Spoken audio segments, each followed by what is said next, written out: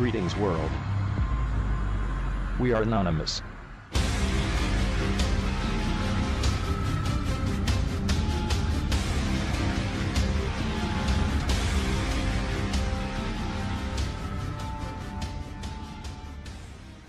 Julian Assange, for the last 6 years, has been persecuted and held captive because of rape allegations.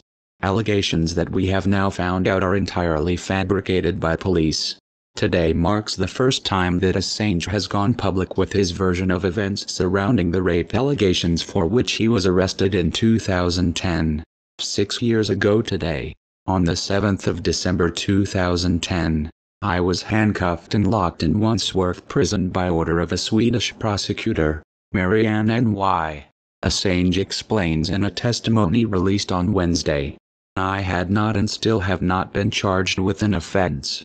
The claimed grounds for my arrest and extradition without charge were so that NY could question me. But it was not until 6 years later, 3 weeks ago, that I was questioned for the first time. I have decided to release my responses.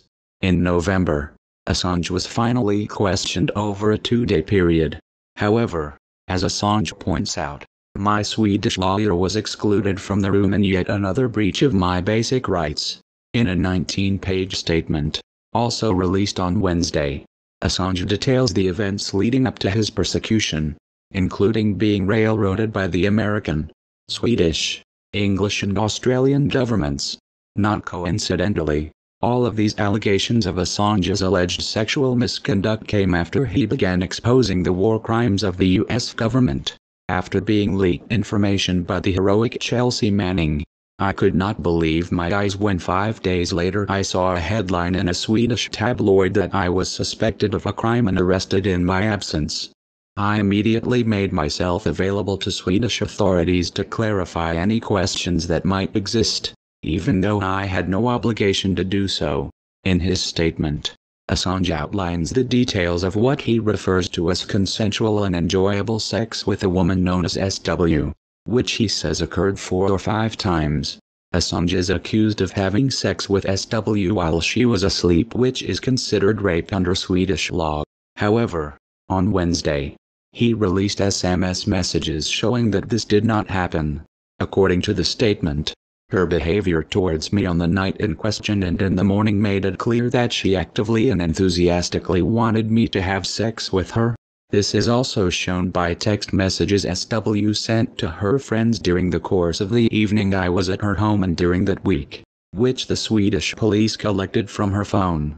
Although the prosecutor has fought for years to prevent me, the public and the courts from seeing them, my lawyers were permitted to see them at the police station and were able to note down a number of them, including, on the 14th of August 2010, SW sent the following text to a friend: "I want him.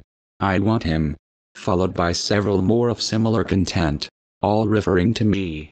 In the lead up to the events in question, 13:05, on the 17th of August, SW wrote that we had long foreplay, but nothing happened. 1:14. Then it got better. 5:15.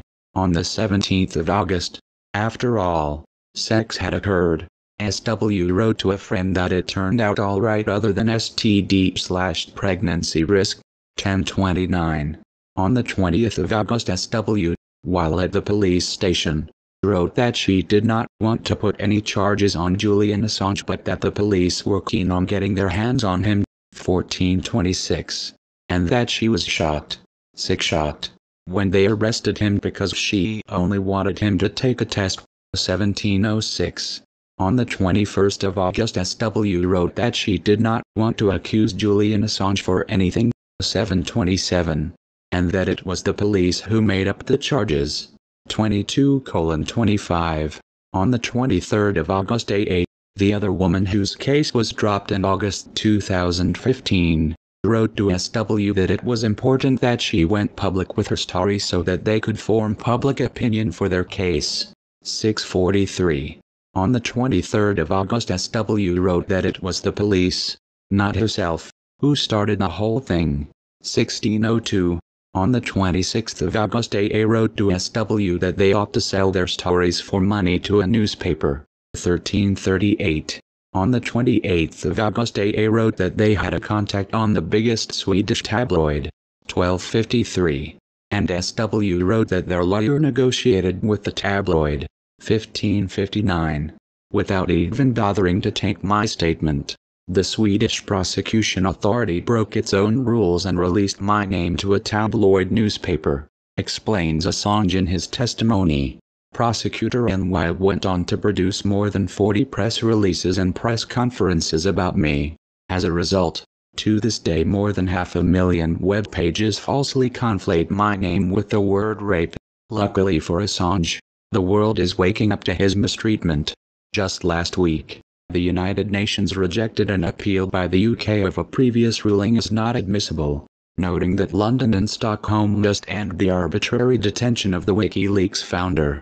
As Claire Burnish pointed out last week, Julian Assange has the unimpeded right to walk away from the Ecuadorian embassy that has graciously provided asylum to the arbitrarily detained WikiLeaks founder without fear of being arrested and taken into custody, at least theoretically.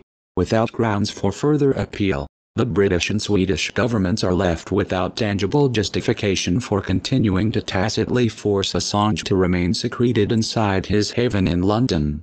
But it remains to be seen what, precisely, will happen next.